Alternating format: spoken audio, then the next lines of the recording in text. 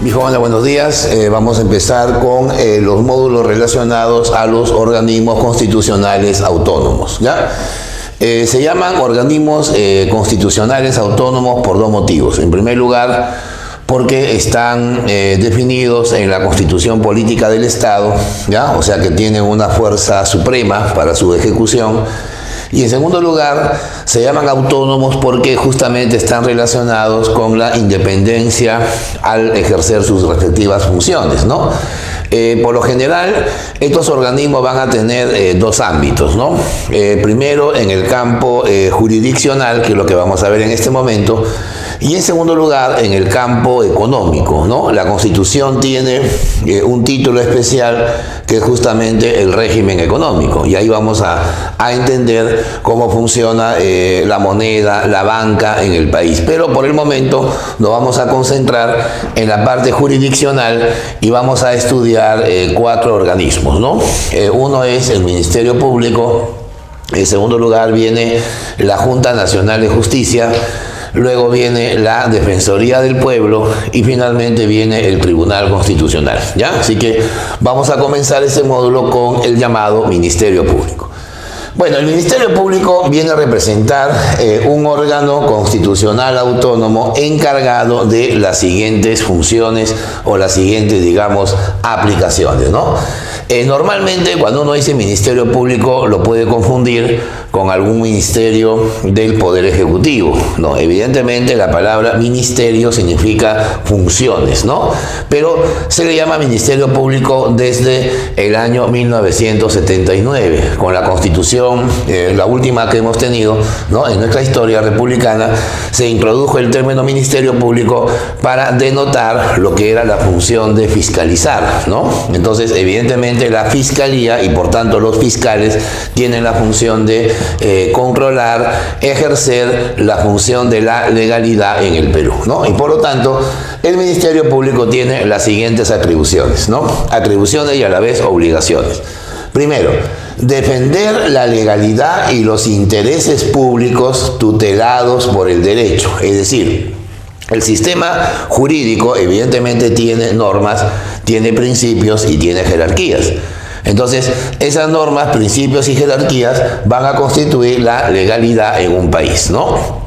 Evidentemente, si hay, por ejemplo, actos de corrupción, van a intervenir los fiscales anticorrupción, ¿no? Si hay, por ejemplo, actos que van contra la vida, el cuerpo, la salud, el patrimonio, la buena costumbre, la fe pública, etcétera, van a intervenir los fiscales penales, ¿no? Para, en este caso, ¿no? Denunciar, ¿no? Y ejercer, evidentemente, la función de investigar el delito, ¿no? Eso se llama defender la legalidad y los intereses públicos siempre y cuando estén tutelados por el derecho, ¿ya? Cuando dice el derecho se refiere a la norma, ¿no? Al principio legal. Esta tal vez sea la función esencial que desempeña el Ministerio Público, que es promover de oficio o a petición de parte, o sea, a solicitud de la parte afectada o de la parte procesalmente involucrada, ¿no? La acción de justicia, ¿no? La acción de justicia significa cuando se comete una determinada falta, un determinado delito, se necesita evidentemente pues una acción judicial, una acción de aplicación, ¿no? Otra función también sería representar a la sociedad en los procesos judiciales, ¿no? Cuando se dice en los procesos judiciales significa que los fiscales siempre van a pedir justicia a nombre de la sociedad, ¿no? Por ejemplo, si ha habido un homicidio, el fiscal va a decir, señor juez, yo invoco a su, ¿no? A su suprema decisión para que este señor se vaya 15 años de prisión, para que se vaya a cadena perpetua en nombre de la sociedad, ¿no? Porque evidentemente los fiscales representan, ¿no es cierto?, al pueblo en los procesos de, digamos, aplicación de la justicia, ¿no? Tercero, dice, velar, o sea, cuidar por la recta administración de justicia, ¿no? Los fiscales tienen una función también que es la de controlar a los jueces, ¿no? Cuando ellos observan, por ejemplo, que los jueces cometen inclusive algunos delitos, algunos actos de corrupción, como la concusión, ¿no? El prevaricato, una serie de, ¿no? digamos, de faltas o delitos judiciales, los fiscales lo van a denunciar. Si un fiscal observa que un juez no está actuando de acuerdo al debido proceso, ¿no? O en su defecto se está generando pues una situación anómala a la hora de aplicar la justicia, entonces interviene, ¿no?, la fiscalía. Otra es ejercitar la acción penal, ¿no?, que es una cosa, digamos, complementaria a la función número 2. Ejercitar la acción penal significa no que el fiscal va a condenar a una persona que ha cometido un delito. Lo que el fiscal solicita es la sanción penal, ¿no? Ellos, evidentemente, conforme al Código Penal, conforme al Código de Procedimientos Penales, van a establecer cuáles van a ser las sanciones, ¿no es cierto?, cuáles van a ser las diferentes, digamos, aplicaciones a los delitos que se han cometido, ¿no? Por ejemplo, van a pedir 20 años de prisión para un violador, ¿no? O van a pedir de repente la cadena perpetua si la violación se produjo en el seno familiar. O de repente si ha habido un acto, digamos, de nepotismo, ¿no? O una falta muy leve, ellos ya verán la respectiva sanción que van a solicitar. Eso se llama ejercitar la acción penal, porque finalmente la acción penal se tiene que cumplir con la sentencia de un juez, ¿no? Y acá viene otra función que también es importante, ¿no? Dice conducir desde su inicio la investigación del delito, ¿no? Es evidente que los delitos, para ser ya procesados en la vía penal, deben tener un informe, una investigación. Siempre hay que entender este circuito, ¿no? PNP, o sea, Policía Nacional del Perú, investiga de manera primaria, de manera preliminar, ¿no? Conduce a la posible persona que ha delinquido, ¿no es cierto?, a una detención preliminar. Una vez que ya se ha cumplido la detención preliminar, es ahí cuando interviene el fiscal, ¿no? Los fiscales se van a encargar de investigar el delito, inclusive solicitando, y en este caso tienen que obedecer los miembros y la intervención de las fuerzas policiales, ¿no? Por eso siempre se dice, ¿no? No se podrá levantar el cadáver mientras no venga un fiscal, ¿no? No podemos allanar el domicilio mientras no haya una orden de la fiscalía, ¿no? O de repente, mientras el fiscal no llegue, no se podrá iniciar, ¿no? Qué sé yo, la acción física, la acción material, tomar las pruebas, porque es más, ¿no? Por más que sea un general, un coronel de la policía, tiene que obedecer las disposiciones que haya señalado un fiscal, ¿no? Siempre hay ese complemento. Y otra función sería emitir dictamen previo a las sentencias, ¿no? Una vez que los jueces van a establecer ya su veredicto final, su sentencia final, la tienen que hacer en base a un informe, a un dictamen que los fiscales tienen que preparar, ¿ya? Esas serían entonces las funciones, el sexteto de funciones más importantes que va a desempeñar el Ministerio Público, ¿ya? A ver, cosas generales en relación al Ministerio Público, cómo se organiza, quién lo dirige, cómo funciona y todo lo demás, ¿ya? Ahí empezamos. El fiscal de la Nación preside el Ministerio Público, ¿ya? O sea, eso significa que la máxima autoridad del Ministerio Público es el fiscal de la Nación, ¿ya? El fiscal de la Nación, por lo general, va a ser elegido por la Junta de Fiscales Supremos, ¿no? En nuestro país, según la ley orgánica del Ministerio Público, son 5 vocales supremos que integran esta Junta, ¿ya? La Junta de Vocales o de Fiscales Supremos. Esta Junta de Fiscales Supremos se va a encargar de elegir entre ellos, me dejo entender, a quién será el fiscal de la Nación, ¿ya? Básicamente se dice que son 5 para evitar que sea el empate, ¿no? Además, él mismo se puede elegir, ¿no? Porque entre ellos proponen a una persona y definen, pues, finalmente quién será el encargado. Ese fiscal va a desempeñar el cargo de presidente del Ministerio Público, ¿no es cierto?, durante 3 años, ¿ya? El cargo dura 3 años y es prorrogable, o sea, se puede ampliar por un par de años más, ¿no? Evidentemente eso dependerá de lo que decida, ¿no es cierto?, la Junta de Fiscales Supremos, ¿ya? Otra cosita, ¿es posible que el fiscal de la Nación sea destituido por mal manejo de recursos, por denuncias permanentes, por inconductas dentro de las funciones, de repente por prevaricato fiscal o de repente por una serie de supuestas anomalías en sus funciones? La respuesta es sí. ¿Quién se va a encargar de destituir al fiscal de la nación? La destitución la va a realizar un organismo que nosotros conocemos y vamos a ver en un instante, se llama la Junta Nacional de Justicia, ¿no? Lo que antes se llamaba el Consejo Nacional de la Magistratura, ¿no? Es el organismo que se va a encargar de observar las inconductas que desempeña pues la cabeza del Ministerio Público, que es el fiscal de la nación. El fiscal de la nación no solamente va a conducir las investigaciones de los delitos más importantes, ¿no? Sino que también sesiona con los demás vocales o fiscales supremos. Y sobre todo, una función importante es la representación legislativa. Porque, según la Constitución, el fiscal de la nación puede solicitar ¿no? la presentación de un proyecto de ley ante el Congreso, ¿no? Inclusive en materias que no solamente están relacionadas con el presupuesto, el manejo económico de la Fiscalía, sino también con algunas, digamos, normas legales relacionadas con la vida pública o institucional del país, ¿ya? Los miembros del Ministerio Público, o sea, los fiscales, van a tener los mismos derechos, ¿no? O sea, las mismas facultades, las mismas incompatibilidades y las mismas obligaciones que los miembros del Poder Judicial. O sea, más o menos para tener una idea. Para ser, por ejemplo, vocal supremo, la edad mínima es 45 años a nivel judicial. Para ser fiscal supremo, también la edad mínima es 45 años. ¿Cuál es el salario que recibe un vocal de la Corte Suprema de Justicia? Son 10 unidades impositivas tributarias. Ahorita 43.000 soles. ¿Cuánto debe ganar un fiscal supremo? En este momento 43.000 soles. O sea, tiene los mismos derechos, ¿verdad? Así como también las mismas incompatibilidades y las mismas obligaciones. Por ejemplo, los jueces no pueden politizarse, o sea, no pueden integrar partidos políticos. Por lo tanto, un fiscal tampoco puede integrar un partido político. Un juez no puede, digamos, sindicalizarse. No puede haber un sindicato de jueces, ¿no? de tal provincia, no. Tampoco los fiscales se pueden sindicalizar. Y en el aspecto laboral tampoco pueden hacer huelga, ¿ya? Así que los fiscales van a tener las mismas jerarquías, las mismas incompatibilidades, ¿no es cierto? Y las mismas libertades también que los miembros del Poder Judicial. Para ser vocal superior, la edad mínima es 35 años. Para ser fiscal superior, la edad mínima es 35 años.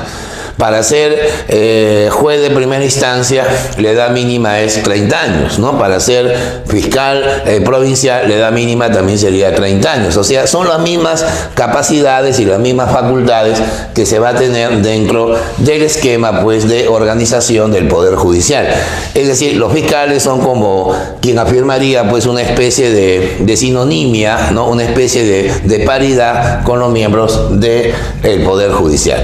Se organizan así. Aparte del fiscal de la nación, también van a existir los fiscales supremos, ¿no? La Junta de Fiscales Supremos.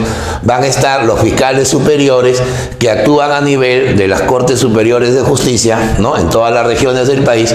Y luego vienen los fiscales provinciales, ¿no? Que actúan a nivel de los juzgados de primera instancia. A esto hay que agregar también que hay fiscalías especializadas, ¿no? Por ejemplo, hay fiscalías anticorrupción, ¿no? Hay equipos especiales que se forman también para determinados casos emblemáticos de la política peruana. Por ejemplo, el escándalo más grande en la historia, digamos, republicana es el caso Lavallato, ¿no? El caso Odebrecht, ¿no? Donde hay un equipo especial que se encarga, pues, de hacer la investigación, las fojas, ¿no? Todo el procedimiento que al final tiene relación, pues, con un hecho especial. O de repente, si se va a juzgar al presidente de la República, tiene que haber también una fiscalía especializada, ¿no? O sea, los fiscales siempre van a tener algunas funciones, digamos, auxiliares a las que ya define su propia ley orgánica. Continuamos con los órganos constitucionales autónomos y vamos a hablar acerca de la Junta Nacional de Justicia. Una previa a esta historia, una previa a esta organización también, ¿no? Una previa también a lo que es la formación de de este órgano constitucional autónomo, ¿no? Nosotros en el año 2018, ¿no? Fuimos testigos de uno de los escándalos de corrupción a nivel de autoridades judiciales y autoridades, digamos, del Ministerio Público, conocido como los cuellos blancos, ¿no? Se le llama así, bueno, a esta organización porque se refiere pues a los jueces y fiscales, los niveles más altos, que llegaron a niveles de corrupción nunca antes visto, ¿no? El caso más emblemático es del vocal supremo César Inostroza. Hoy se encuentra en España, pronto estará siendo extraditado al Perú para ser condenado, ¿no? Imagínate un vocal supremo con todas las gollerías, con todo el salario, ¿no?, elevadísimo que tiene, llegando pues a cobrar coimas, a hacer favores, a hacer tráfico de influencias, pero había una organización que se encargaba de ser el nexo, ¿no?, dentro de esos actos de corrupción, de los favores políticos, de los favores judiciales. Me refiero al Consejo Nacional de la Magistratura, ¿no? Este Consejo Nacional de la Magistratura ha sido ya totalmente, digamos, sacado del camino, y hoy hay un organismo que lo reemplaza, que desempeña exactamente las mismas funciones, aunque su composición ha cambiado. Nos estamos refiriendo a la Junta Nacional de Justicia, ¿ya? La Junta Nacional de Justicia es el órgano constitucional autónomo que desde el año 2019 reemplaza al Consejo Nacional de la Magistratura, ¿no es cierto?, para cumplir las siguientes funciones que vamos a mencionar en un instante, con autonomía, o sea, con una independencia, y de acuerdo pues a su llamada o denominada ley orgánica. Acuérdate que la ley orgánica es una norma que sirve para organizar, ¿no?, las funciones, las obligaciones que van a desempeñar los organismos constitucionales autónomos, ¿ya? Bueno, vamos a mencionar entonces cuáles son esas funciones que va a constituir la Junta Nacional de Justicia, que repito, equivalen a las que cumplía el anterior Consejo Nacional de la Magistratura, ¿ya? Veamos. Primero, ¿no?, nombrar, es decir, designar, ¿no es cierto?, previo concurso, tiene que haber un concurso público, un concurso de méritos, ¿no?, unos exámenes previos a los jueces y fiscales de todos los niveles, salvo los que han sido elegidos de manera popular. Acuérdate que son los jueces de paz, ¿no? Si nosotros recordamos, los jueces de paz vienen a ser las personas, no necesariamente abogados, que administran justicia en los centros poblados, ¿no? Entonces, evidentemente, esos jueces de paz no pueden ser seleccionados ni nombrados por la Junta Nacional de Justicia, porque son seleccionados y son nombrados mediante una elección especial convocada por el Jurado Nacional de Elecciones, ¿ya? Cuando digo en todos los niveles, significa, por ejemplo, que el ascenso de un fiscal supremo, la designación de un fiscal provincial, ¿no?, la designación de un fiscal superior, ¿no?, el señalamiento de dónde debe trabajar un juez de primera instancia especializado, ¿no?, dónde debe funcionar un juez de paz letrado, ¿no?, qué funciones tenemos que asignarle. Todo eso lo va a designar la Junta Nacional de Justicia, ¿ya? Para esto se necesita, para poder nombrar, el voto de los 2/3 de sus miembros, ¿no? Bueno, aquí sí hay un pequeño problema aritmético, ¿no?, porque la Junta Nacional de Justicia está formada por 7 miembros titulares, ¿ya?, y 7 suplentes, bueno, pero que no se cuentan porque, como su nombre indica, son suplentes. Si uno habla de 2/3, significa que sería 2/3 de 7, ¿no? O sea, en este caso estamos hablando pues de una cantidad mayor de 4 y menor de 5. Entonces, para esto se evita el problema aritmético y se menciona por lo menos 5 votos, ¿no? Para poder señalar a una persona X como fiscal supremo, vocal supremo, fiscal superior, juez de primera instancia, etcétera, se va a necesitar que de los 7, por lo menos 5 estén a favor de la designación, ¿no? Para esto hay un concurso público, se les toma exámenes escritos, se evalúa el currículum, ¿no?, el trabajo como abogados, porque todos los miembros de la Junta Nacional de Justicia deben ser abogados, no como el Consejo Nacional de la Magistratura, que inclusive aceptaba miembros de otros colegios profesionales. Podían haber hasta arquitectos, matemáticos puros, arqueólogos como miembros del CNM, pero ahora no. La JNJ, la Junta Nacional de Justicia, solo acepta a personas vinculadas al derecho, ¿no? Solamente que tengan, en este caso, el título de abogacía, ¿no? 2/3 de sus miembros.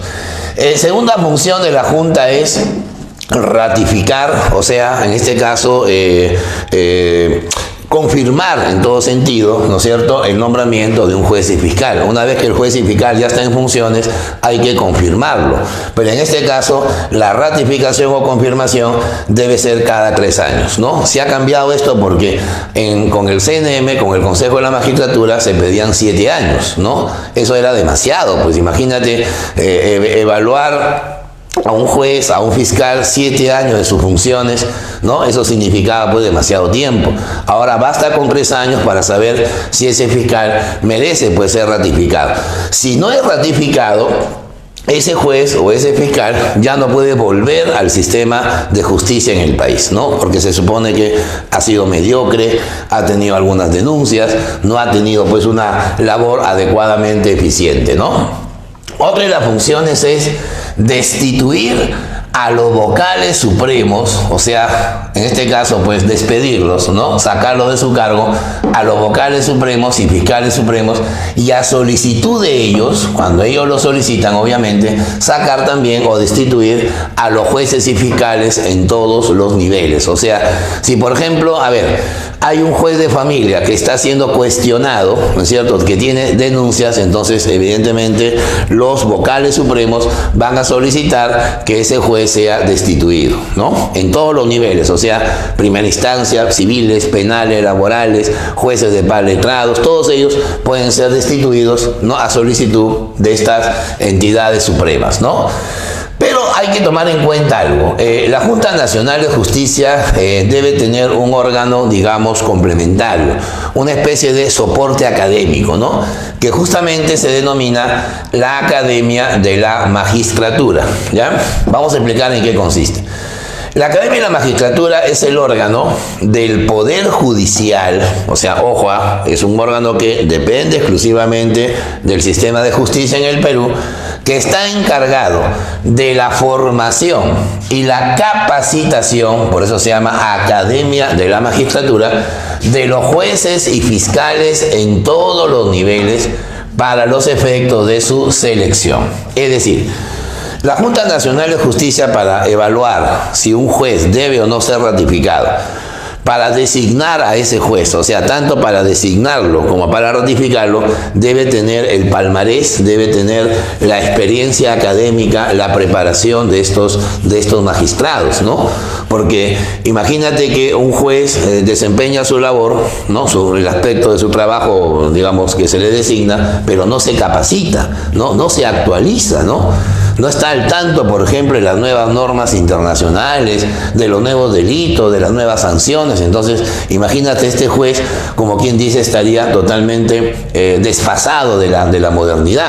Entonces, para eso, la Academia de la Magistratura envía un informe cada cierto tiempo a la Junta Nacional de Justicia, señalando qué jueces, qué fiscales asisten a clases, quiénes no asisten, ¿no?, en los resultados de las evaluaciones, ¿no?, de las actualizaciones, el interés que ellos obviamente señalan, y por eso este informe es muy importante, porque a partir de esos informes, ¿no?, la Junta Nacional de Justicia decidirá si esa persona es ratificada, si esa persona es seleccionada, y sobre todo porque tendría o bien mucha capacitación o les faltaría esa capacitación y formación, ¿ya? O sea, la academia es como una especie de la universidad secundaria, ¿no?, la universidad posterior a la cual deben acudir los jueces y fiscales, ¿ya?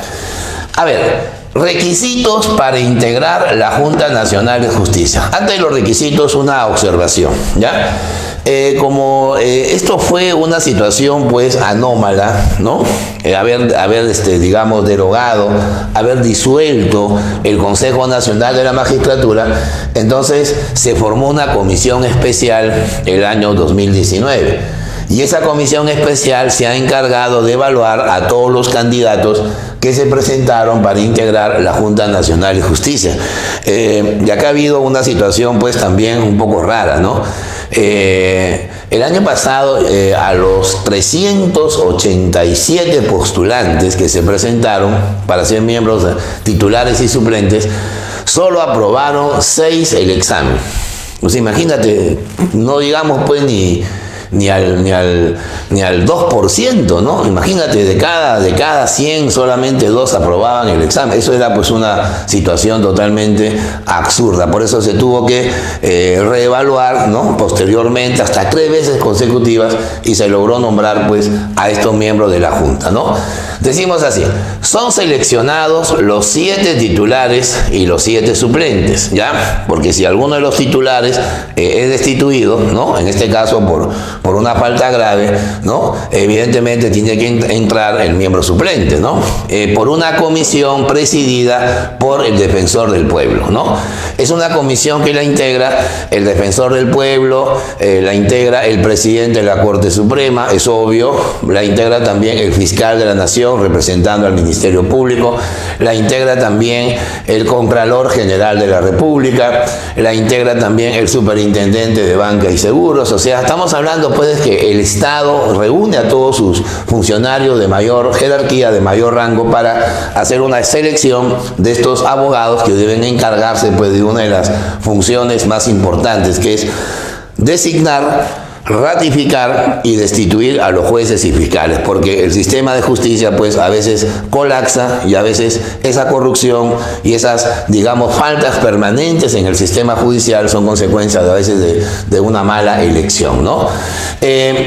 Una observación: ¿quién destituye a los miembros de la Junta Nacional de Justicia? Bueno, esa es una de las interrogantes que ha quedado, no digamos en el vacío, pero sí las podemos comparar con lo que pasaba anteriormente con el CNM. Si un miembro de la Junta Nacional de Justicia es cuestionado, ¿no?, durante las funciones, porque son elegidos por 5 años, ¿no? O sea, en esos 5 años deben ser pues probos, deben desempeñar el trabajo más eficiente. Pero si no lo hacen, entonces el Congreso inmediatamente los va a objetar, el Congreso de la República, evidentemente el Poder Legislativo, y los puede destituir por una falta grave. Para eso se necesita 2/3 del número legal de miembros del Congreso. Si hablamos en términos matemáticos, de 130 representantes, 2/3 sería mínimo 87. O sea, con 87 votos se puede tranquilamente destituir a uno de los miembros de la Junta Nacional de Justicia. ¿Correcto? Listo.